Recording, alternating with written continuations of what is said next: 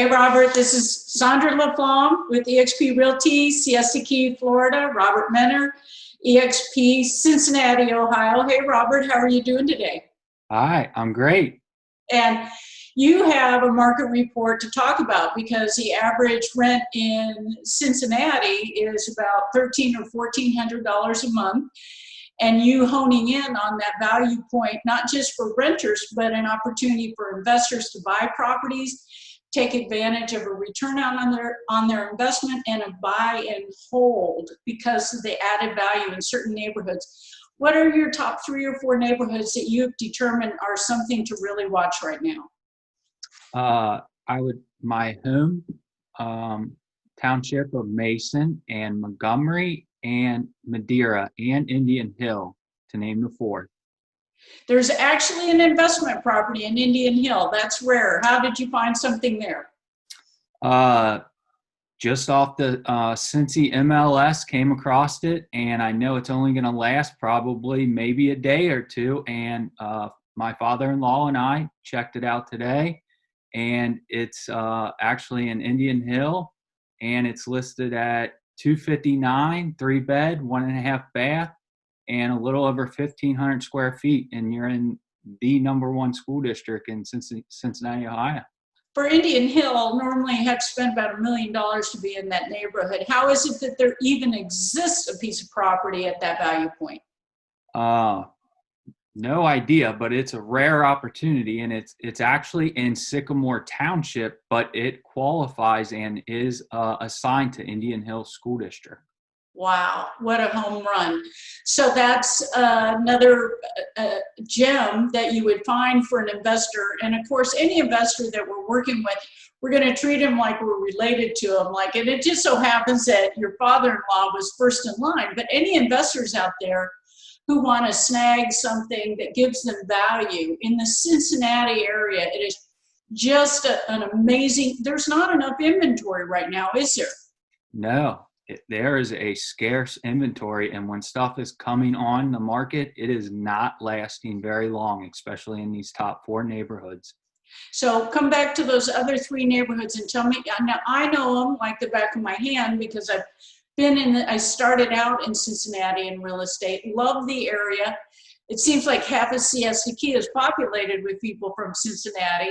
So it's old home day for me, or home day. Tell me about these 3 neighborhoods that I love and that people are going to want to pay attention and ask you about. Mason in particular, you are going to want to pay attention to just for the simple fact that there's 20% of the population is renters, and the average rent is $1,200 a month.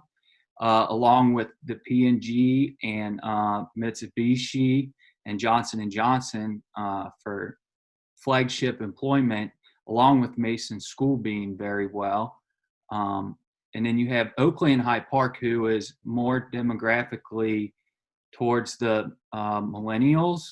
So there you have a 50% or higher renters in those areas. So all of these areas are hot areas right now. That's exciting. Now, my personal favorite about Hyde Park is you can get on your bike and go to Lunken Airport, ride your bike and come back, hit some hills, have the most fabulous choices of coffee shops, cafes, diners, parks. It just has an amazing lifestyle there, doesn't it?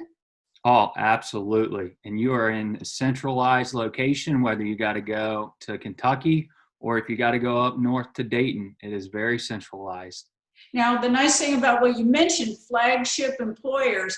So in the Sarasota, Siesta Key, Bradenton area, when I start naming employers, they're not necessarily in someone's stock portfolio, but everyone knows about Johnson & Johnson, Procter & Gamble, and these flagship employers, everywhere from the person who has the PhD, who's inventing and honing products, to the people in the whole area that are making sure that product gets out to the consumer or listening to the consumer. They have everything there, don't they? Oh, absolutely. You nailed it. Yep. So that enables these neighborhoods to have a lot of diversity. Someone can rent there, in the 4 neighborhoods you're talking about, it's not all renters, it's not all single family homeowners, it's the nice mix that gives value and diversity. And of course, access, getting to those jobs is a big deal. So the other couple of properties that you showed your father today, you kind of cherry picked the best ones. What were they? This very last one was actually in Montgomery, and that's a Sycamore School District, which is a top tier district as well. And what we're noticing in that area in particular is people are buying because there's no more land. So people are actually buying houses just to knock them down. So we found an old gem, very outdated, but going for 287 when builders are actually buying up lots for 350,000. So this one being for 287,000, a nice good buy and hold, and wouldn't be surprised if a builder comes knocking on your door in the near future to pay a lot more than what you got it for. There are a couple of builders in that neighborhood who are literally knocking on doors, aren't they? Absolutely. So if someone's working with you, then they can get in front of that guy or gal who's knocking on doors, because you know how to pull those numbers out and make them relative to that either value point or investment point. You know, if somebody were just buying a home for the first time, all of these options work for them too, doesn't it? What's the correct way? All of these options work, don't they? Yeah. First time home buyers, I mean, you can't go wrong buying a very low priced in these neighborhoods, because it's going to do nothing but appreciate. You're not going to lose anything, whether you're an investor or a first time home buyer. So the nice thing about interest rates, have we ever seen 2.75 before? Oh, no. Do we think we're going to see it again real soon? Yeah, this is it's a dream come true, I can say, for first home buyers. So for a first time home buyer, if you're in that price point, it might sound like a real stretch at 250, 300, but that mortgage payment, depending on how much you can save, you take your first and last month's rent that you're going to get back because you've been a fabulous tenant, and you're going to make sure the place is clean and has no holes when you move out. And you're going to take the first and last month's rent, and you're also going to save what another piece of rent would be for down payment. And that actually now puts you in that first home with FHA, or even if you're out in the county, a USDA loan, which is 100% loan guaranteed. Now, Robert knows how to help you with that. So back to being a first-time home buyer, don't be afraid. Get on the phone with Robert, click, or text him, because now you just look at what your rent payment in Cincinnati, the average is what you said, $1,300, right? Yep. And you take that $1,300 and add a couple of $100s to it, and now you own a home, and these neighborhoods are going to appreciate. The average is 4%, but Robert, what do you think these neighborhoods are going to do over the next 5 and 10 years? I think they have the capacity to double that with the way they're going right now. And that's because of the jobs, access to the city and the amenities. The school districts are top notch because all the employers in the area, it matters to them that who they recruit to be there have an opportunity for higher education, more access to additional degree programs, and also for all of their families. And there's multi-generations that live in these 4 neighborhoods that you're talking about. We have grandma and grandpa, we have cousins, mom and dad's babies, and then more great-grandchildren on the way. We have everything in these neighborhoods, don't we? Yep, we sure do. And so what did your dad when your dad was out, what did he say about these prospects? So we were focusing a lot on the cash on cash return that he would get on his investment. And so while some of these are priced somewhat high and he's not going to get the return he wants, we're going to continue to keep looking. But I can for sure say the ones in Mason that we saw, along with the one in Indian Hill, the numbers are looking very well, is what I can tell you. So he's just starting out with this. There's a chance that he'll be in this for 30, 60, 90 days as he educates himself, and someone else very well might snag this.